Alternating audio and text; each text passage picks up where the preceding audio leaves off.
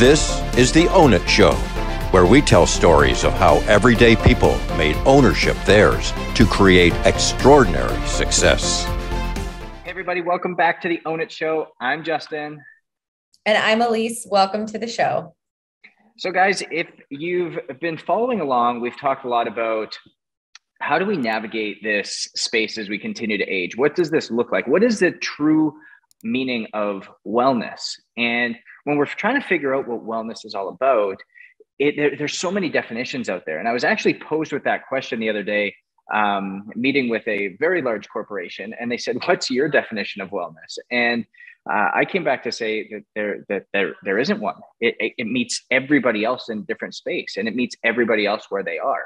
And we're about to have on a guest that has a very unique take on wellness and a very unique journey on what it's taken ultimately for him to get there, and what it's meant for not only him, but his family, his spouse, and those that he also influences. So without further ado, I'll let him tell you his story because he does a heck of a job and will do far better job than I will. But Greg Scheinman, thank you so much for spending time with us today and really leaning into this for us.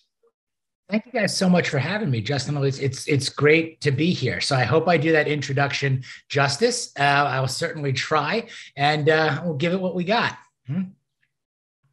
Outstanding. Now, Greg, when you look back on your journey, I know we've talked about this, but really kind of share with our audience what was your pivotal point, and in being able to know, hey, I want to make wellness mine, and the life that I'm living is not in the authentic realm that I truly know I need to be.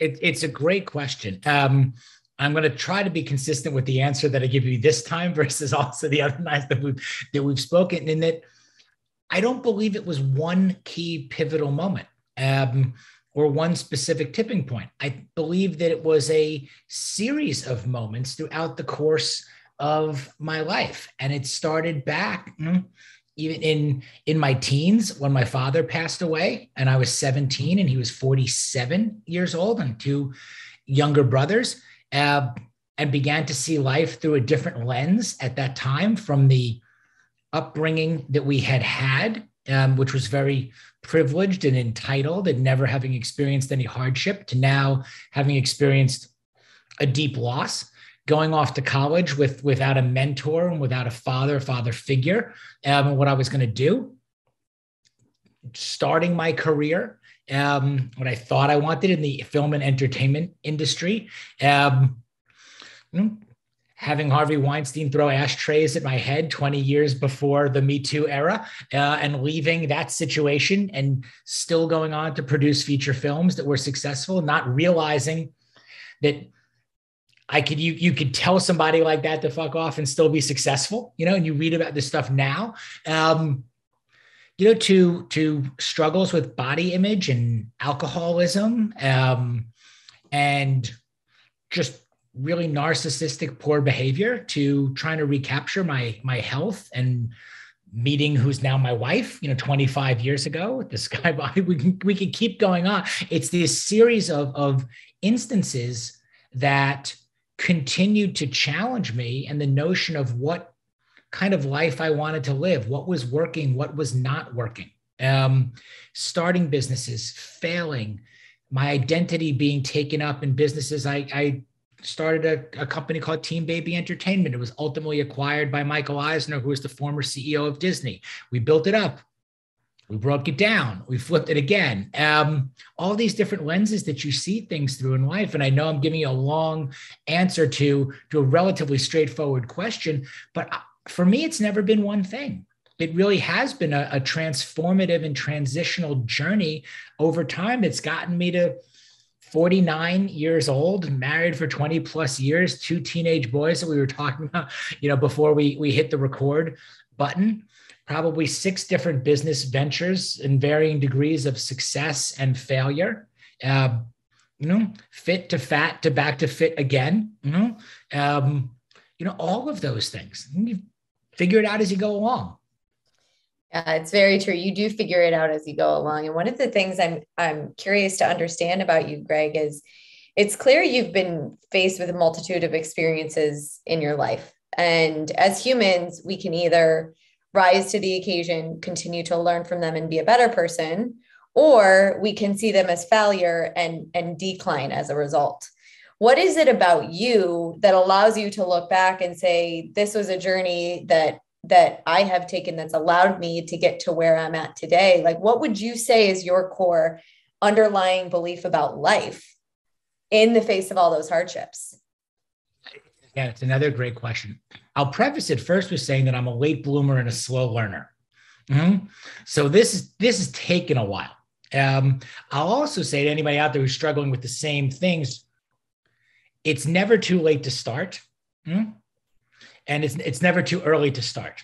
Mm-hmm. Wherever you are, you can start the very next minute. You can start right now to just do things a little bit differently, see things a little bit differently.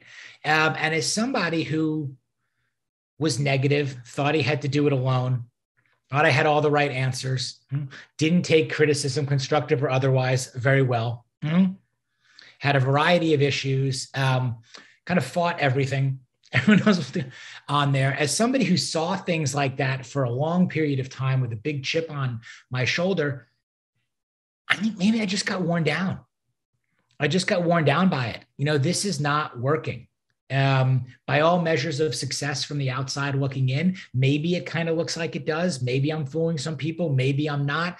I don't know. I'm not fooling me anymore. And I don't feel good and I don't feel right. So what am I going to do about it?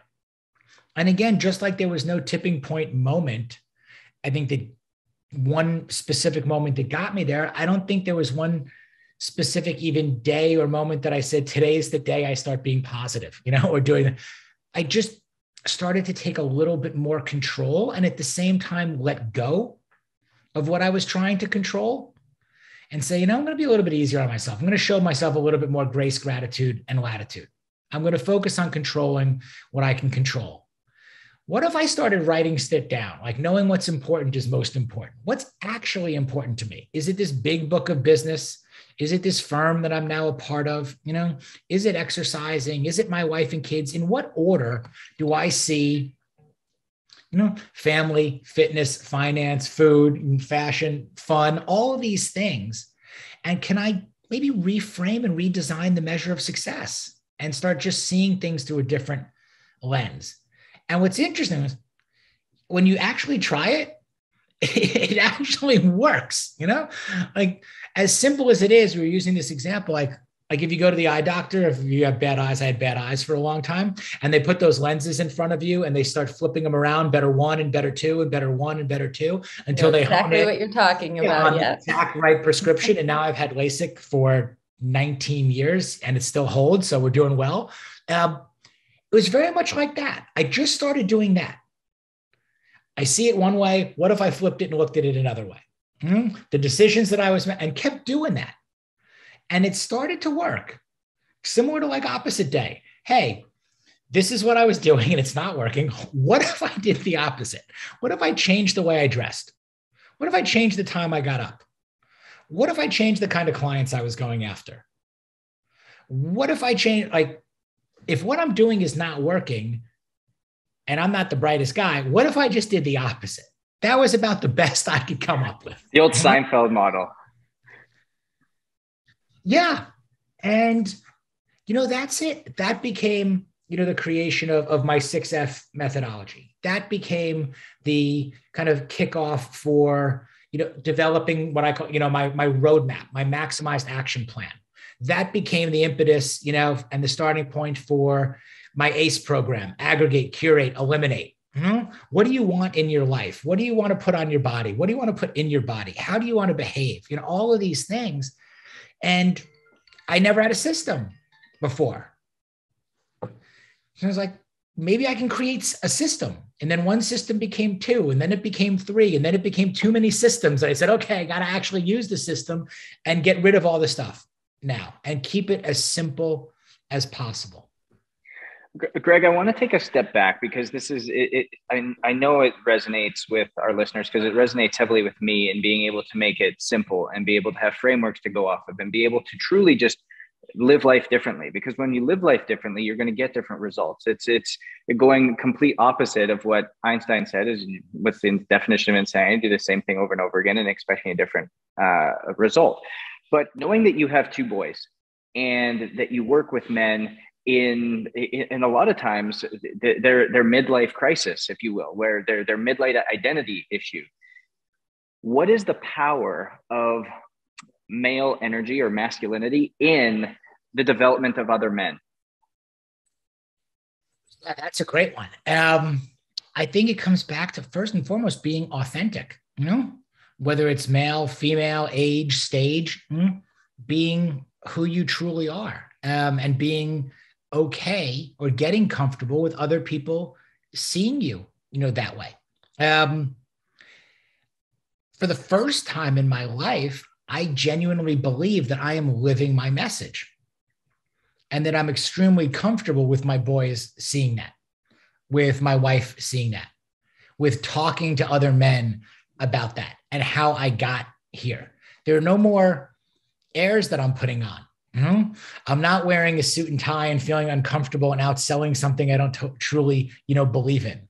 I'm not trying to be anything that I'm not. I've gotten to a place for me where I feel very comfortable in my own skin. And that took a long time to get there.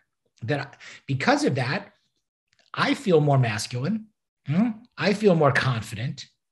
I feel more secure that I can continue to produce and develop and lead by example, for my boys, for the clients that I work with. And at the same time, I think it's really to be very relatable,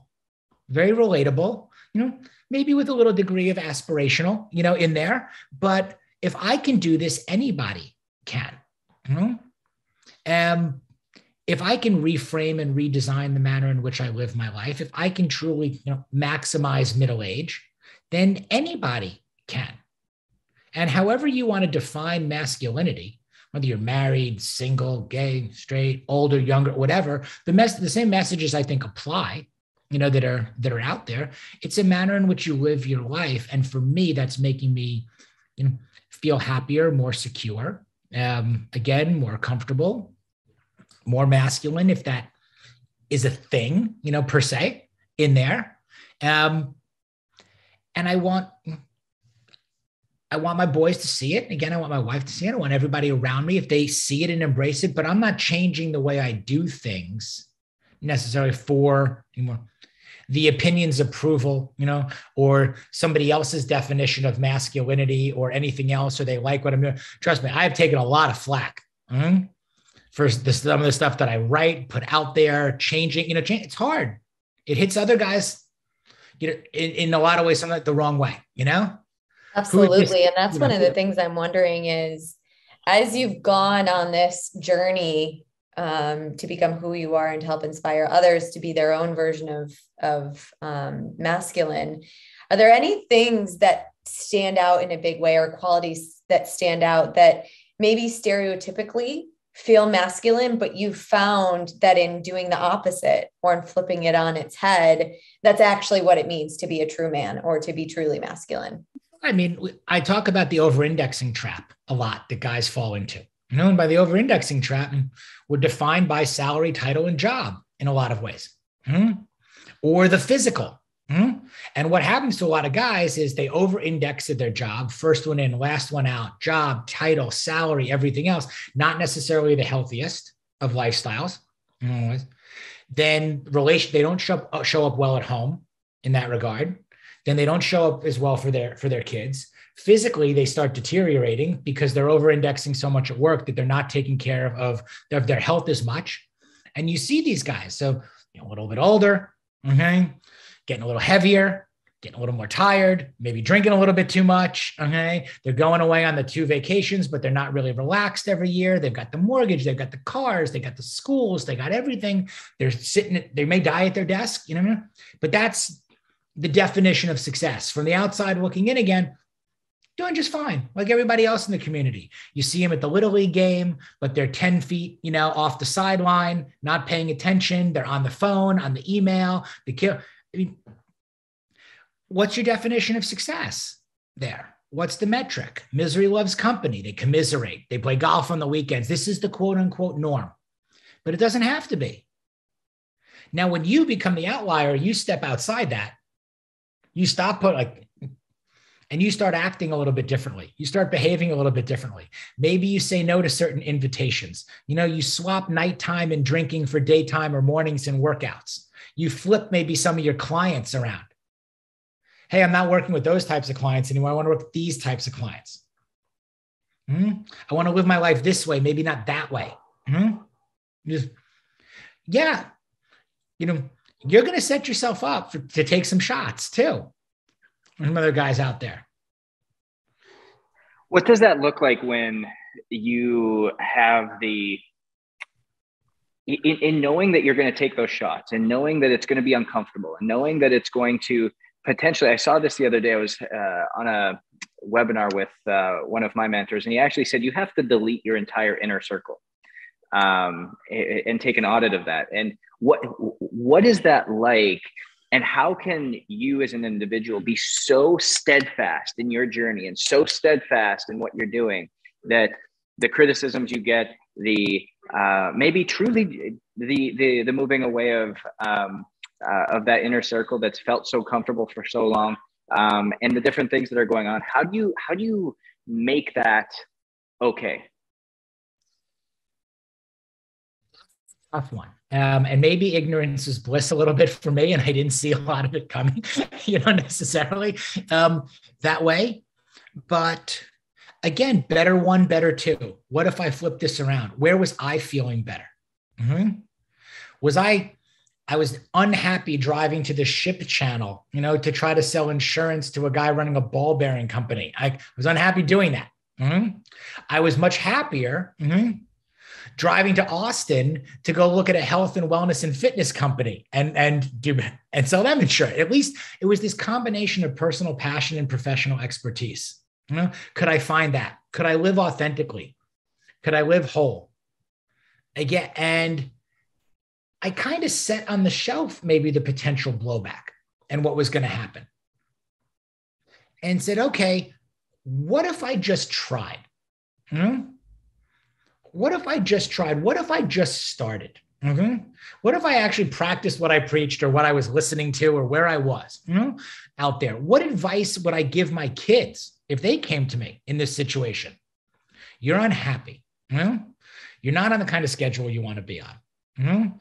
Everybody thinks this is cool, but it's not that cool to you. I'm not getting along with my friends at school, or I don't like playing on this team. What if my kids came to me and asked, what advice would I give them? And should I just follow it, basically? Let me just dumb this down, okay, at the time to, a 12-year-old or a 10 or whatever. What advice would I give? And could I just use that? And when I did start to do that, here was the other thing. It fuels the fire, guys. When you start feeling better, when you start looking better, when you start performing better, when you wake up with energy and you go to bed tired, and it's a good energy in the morning and it's a good tired at night, you want more of it. You tend to not want to go back to where you were feeling like shit. Absolutely. Hey, don't touch the hot plate. Oh, and what do? You touch the hot plate, of course. And after a few times, you're like, okay, I'm kind of now done touching the hot plate. Got it. Okay. Well, that was like 15 years for me. Okay.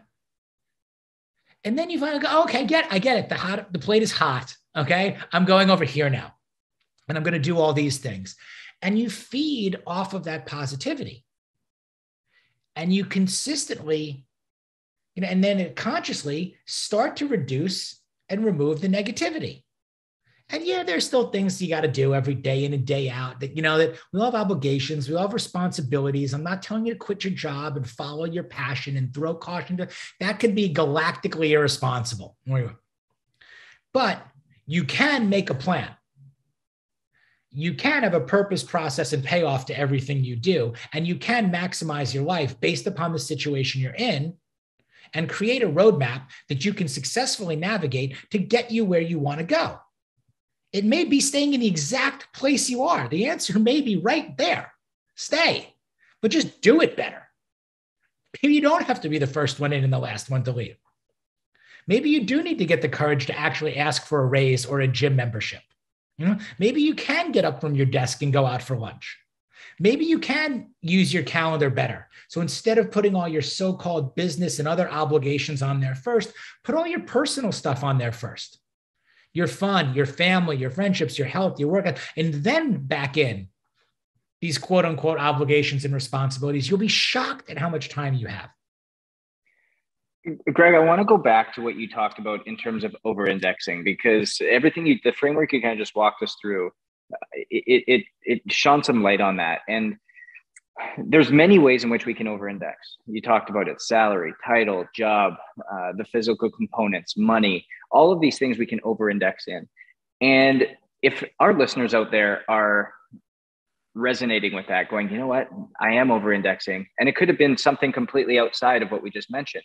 But what process or what frameworks or where does somebody start in being able to change that over-indexing process that they're experiencing? Great question. And one, you're absolutely right. It can be in any area. I mean, I over-index even in fitness. I just happen to really be into it. It's almost like you sometimes swap one addiction for another. Hey, I can't control that I'm bald. I can't control certain things. Guess what I can control? I can control that I get up and go to the gym every day and work out. I'm fine with being bald, not fine with being fat and bald. Okay. So I post a lot of pictures working out, with my shirt off. Really, you can make the argument I over-index, in that area. To your point, it could be anywhere. And when I talk about turning your F's into A's, family, fitness, finance, food, fashion, fun, I have my 6. You can have whatever you want, or you can steal these and use them for your own. When I talk about turning F's into A's, it's also under the premise that we do not have to be straight A students there. What we are talking about there is in that over-indexing area. If you're an A, let's say in finance, and you're that guy who's over-indexing at work and doing all that, and you're failing in these other areas, you're failing in family, you're failing in health, you're failing in your nutrition, you're failing in having fun, which a lot of guys are not having enough of in middle age, you may want to bring those up a notch. And by the way, and I've been in that situation. I could have made a lot more money. Could have made a lot more money at my firm. Could have made a lot more money in a lot of other things. It comes at a cost, though. What is true wealth? Would that have kept me from my kids' games? Would that have increased my anxiety and my stress? Would that have maybe made me out of shape? So where are you trying to bring these F's into A's, and look at it in terms of total life wellness, cumulative GPA? I'd like to have a very balanced life portfolio, total life wellness, that works for me. Everyone's pie chart is a little bit different, but I'm looking for cumulative GPA.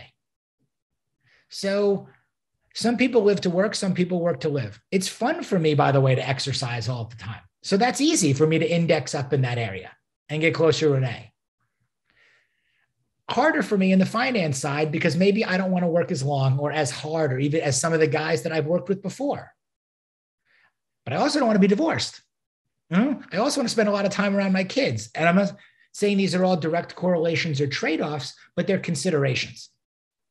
Everything is connected at the end of the day, right? And yeah, it's all connected. If you're making $14 an hour, okay, and you go to a guest on my podcast last week, you'd said this too, Khalil Rafati, who founded Sun Life Organics and came from addiction and nothing to unbelievable success.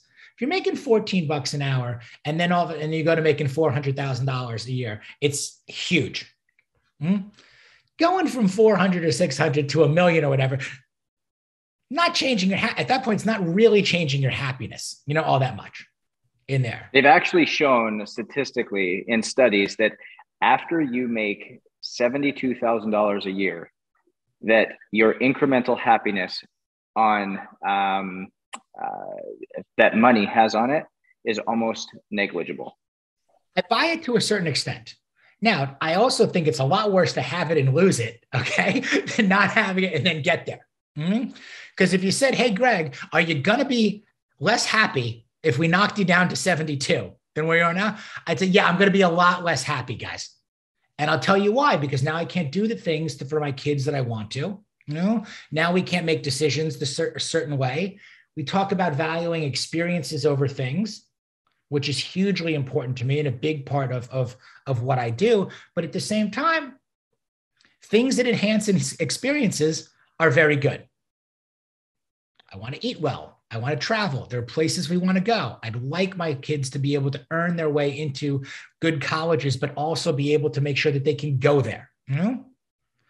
I don't want to work until, I'm dead.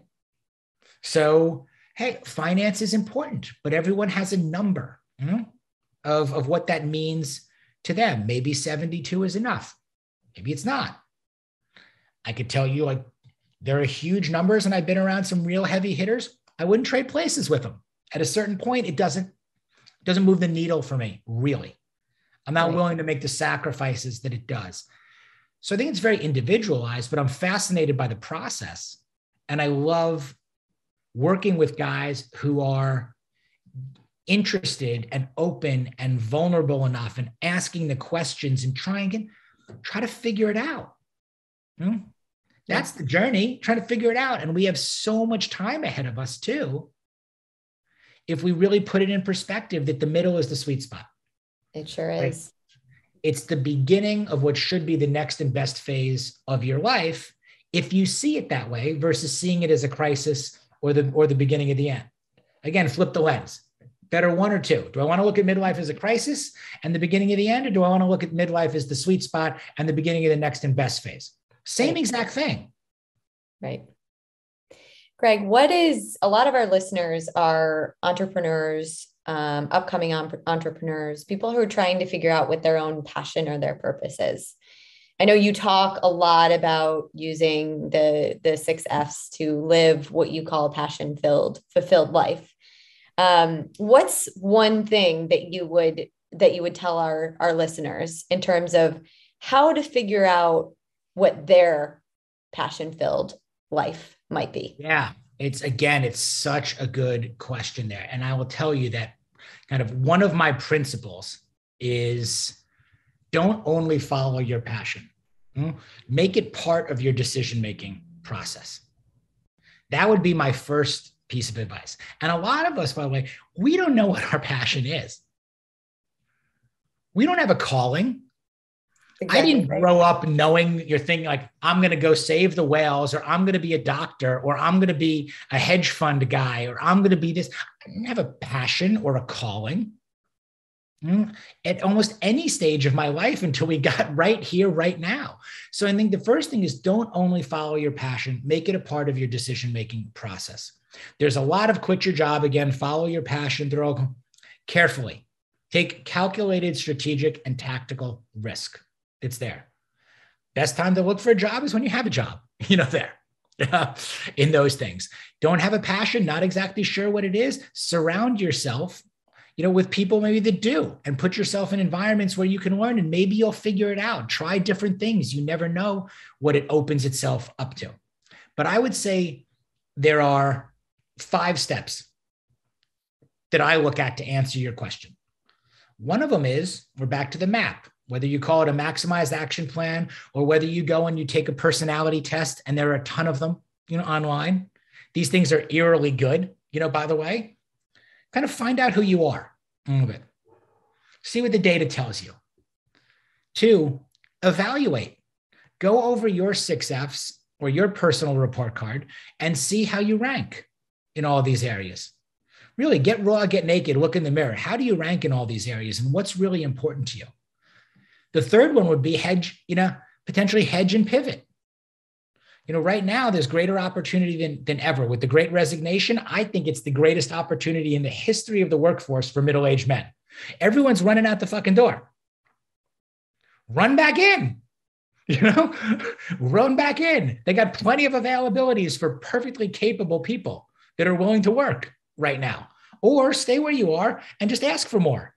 Chances are you're going to get it. So, pivot and hedge on your way to finding your passion. 4, start talking and communicate. Don't bottle it all up. Talk about what you're interested in. Talk to people about what they're interested in. Find new things. Maybe you'll create passion and find it that way. And then the last one is what you talked about before. What's your number? You know, if you've got a passion for education, or you've got a passion for podcasting, or you've got a passion for art, okay, great. But if 72 grand ain't going to make you happy, you know, and the job pays 25, you know, or your passion does, you got to really think about how you want to combine your passion with professional expertise and whether you can make it. Because passion also doesn't pay the bills.